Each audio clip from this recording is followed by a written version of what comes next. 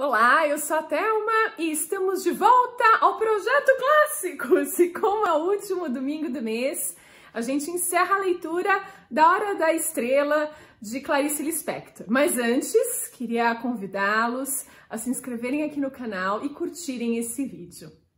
Sim, retorno às rotinas com a Clarice Lispector, que é uma honra, né? E ela intimidava as pessoas. Se vocês assistirem o vídeo anterior, que eu deixo o link aqui na descrição, eu expliquei numa história bem engraçada que o Chico Buarque e o Vinícius de Moraes se sentiam intimidados por ela. Eles a conheciam, o Vinícius tinha uma quedinha por ela, mas eles não conseguiam se soltar porque aquela figura, aquela mulher os intimidava. E eu percebi em alguns vídeos no YouTube que ela continua intimidando com a sua obra, de certa forma. Mas eu quero desmistificar isso, porque, segundo Alfredo Bozzi, ela era complexa e abstrata. Eu acho que sim, ela era complexa e simples ao mesmo tempo. Eu vou mostrar um pouquinho disso para vocês aqui. Falando um pouquinho mais do que o Alfredo Bozzi disse, que tá lá nesse primeiro vídeo, os heróis dela tinham uma atenção transfigurada, ou seja, eles saíam daquele momento interiorizado para algo mítico, para uma metafísica da realidade, né? Bem complexo o que ele disse, mas ela saía, não era simplesmente uma questão intimista, interiorizada, ela realmente transcendia isso e criava alguns mitos na nossa sociedade, de certa forma, é assim que eu acho que enxergo isso. E a gente vai ver que ela é muito profunda, mas ao mesmo tempo não é difícil entender o que ela está dizendo. Então vamos falar um pouquinho da história aqui propriamente dita, né? A personagem principal é a Macabea. E ela é narrada por um narrador chamado Rodrigo S.M., que afirma ser necessário que seja um homem que conte essa história para não ser melodramático, para não se esvair em lágrimas, porque vai ser uma história emocionante, de fato é. E para mim é um alter ego da própria Clarice aí, que opta por um homem contar essa história para dar, acho que, os aspectos mais dramáticos mesmo da Macabea, uma nordestina que perde os pais, é criado pela tia, vem lá de Alagoas para o Rio de Janeiro, numa pobreza, assim, importante, uma tia que maltrata. Mas veja, a Macabea, ela vive o presente. Eu acho que esse é o grande trunfo da Macabea, ela vive o presente, que é uma das grandes sabedorias da vida, né? Não se ater ao passado e não ficar vivendo no futuro, viver o presente. E ela faz isso sem ter conhecimento do que a sociedade, as pessoas esperam, o que elas classificam como felicidade. Assim, ela se classifica como feliz, apesar de ter uma vida desgraçada. Vocês vão ver assim que absurda a descrição que esse narrador faz, né? Ela não tem nada, sabe? Ela mora num quartinho com 3 outras moças, trabalha de datilógrafa, como diz numa frase dela, né? Sou datilógrafa e virgem e gosto de Coca-Cola. O autor, ele vai dizendo que ela mal tem corpo para vender, ninguém a quer, ela é virgem e inócua, não faz falta a ninguém. Olha só as frases que ele vai descrevendo essa personagem. E ela vai dizer que às vezes só a mentira salva. Ela percebe que precisa mentir muitas vezes para ser ouvida. Ela é ignorada pelas pessoas, né? E ao final da história vocês vão ver que ela procura uma cartomante. E é o primeiro momento que ela olha para o futuro, porque ela vivia o presente.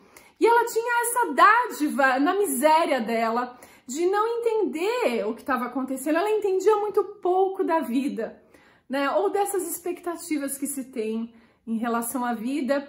Mas quando ela vai à cartomante, a cartomante faz uma previsão de futuro. Ela ganha um destino, coisa que ela desconhecia. E a cartomante acaba com a vida dela, fala, nossa, que vida horrorosa, que isso, que aquilo. Ela nunca tinha percebido percebido isso, mas naquele momento tudo se transforma em horroroso. E aquele futuro é que tem sentido. E ela, por exemplo, para a gente entender um pouco da Macabea, a cartomante fala para ela: quem não se enfeita por si mesmo se enjeita. Ela era uma enjeitada pela sociedade, pelo mundo, né? Bom, outro personagem importante é o próprio narrador, né? Uma Clarice aí, num papel masculino, que vai contando as agruras de se escrever uma história como essa, profunda, de raízes muito profundas, né? Que a hora que você vai arrancando, leva muita coisa consigo, é dolorida, né? Muitas vezes ela vai falar: nossa, eu não tô aguentando escrever, preciso de uns 3 dias para esquecer essa história. Depois o narrador volta. É um narrador que dialoga com você. Então, é complexo? Sim, mas você entende, é totalmente inteligível. Eu não sei se foi porque nós lemos a Virginia Woolf e o William Faulkner e eles puxam muito para esse lado que exige uma compreensão do que passa na cabeça das pessoas. A Clarice, ela ficou mais fácil de ser compreendida, pelo menos para mim eu achei tranquilo, gente, tranquilo, sério. Então eu vou falar um pouquinho do autor, que é a Clarice aí, de alguma forma. Vejam só as palavras dele. Experimentarei contra os meus hábitos uma história com começo, meio e grande finale, seguido de silêncio e de chuva caindo. Então ele vai se atrever a escrever a história da Macabea porque ele precisa, né? A Clarice precisava colocar essa história para fora, mesmo que fosse doída. A chuva caindo, vocês vão ver que tudo que acontece na vida da Macabea de importante, tá chovendo.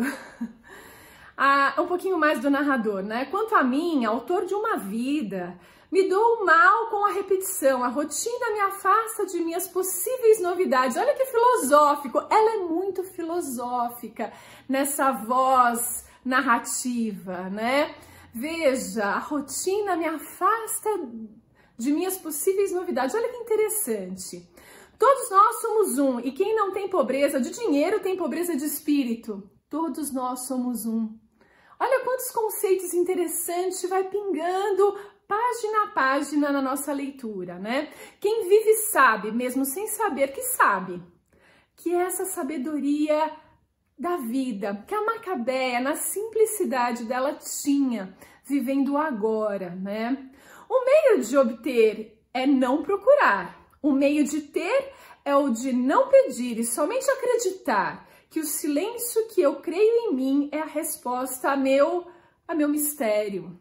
Olha só, isso é bem profundo, gente. Quando a gente quer demais uma coisa, é sinal de que a gente não tem. Um meio de obter é o não procurar. Olha só que interessante. E aí a gente entra num outro ponto, né, que eu já comecei a falar, da Macabea vivendo no presente, no agora, essa sabedoria que todo mundo tenta ensinar pra gente. Não é viver no passado, não é viver no futuro, é o presente. E olhem algumas das frases dela nesse sentido, olha. Vivemos exclusivamente no presente, pois sempre e eternamente é o dia de hoje, e o dia de amanhã será um hoje. A eternidade é o estado das coisas neste momento. Olha que profundo isso. Saudade do futuro, saudade do que poderia ter sido e não foi, uma pessoa grávida de futuro. Nesse momento, essas frases são relacionadas à cartomante. Foi o momento que o futuro entrou na vida da Macabea. Até então ela vivia a eternidade do presente, satisfeita com o que ela tinha. E aí, essa cartomante muda esse cenário. Bom, aí eu não vou contar mais, acho que a história em si, a trama é muito simples, né? Ela tem essas questões mais míticas realmente, mas a trama em si é bem compreensível, bem simples. E no final da história, esse narrador Clarice, né, o Rodrigo, ele vai discorrer sobre a morte, sobre vida e morte, e ele se dá conta de que a morte também está próxima dele, narrador. Por acaso esse livro foi o último e ela morreu logo em seguida, com um diagnóstico de câncer de ovário que foi impossível de ser tratado, ela logo morreu. Olha que interessante. Então ela vai colocar essas questões de vida e morte e vai terminar o livro falando, puxa, eu também posso morrer. Mas aí a última frase é, não esquecer que por enquanto é tempo de morangos. Eu não sabia, mas essa frase é super famosa na internet. E para mim, ela sintetiza toda essa questão de viver o presente, né? Eu sei que eu vou morrer, o morrer está no amanhã, no futuro. O presente é a eternidade. Então eu vou aproveitar esse momento. Amanhã eu posso morrer, mas hoje eu comerei morangos. Pelo menos para mim é esse o significado de uma sabedoria muito simples, mas muito difícil da gente nos dias de hoje seguir, que a Macabeia tinha. Então essa história, gente, é de uma riqueza e dessa poética, né? Quando ela cria essa metafísica da realidade, é bonito demais, é complexo e simples. Deu pra entender?